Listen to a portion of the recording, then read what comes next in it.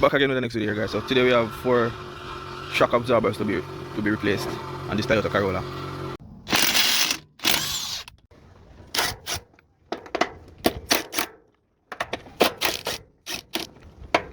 $500 do it, $2,000.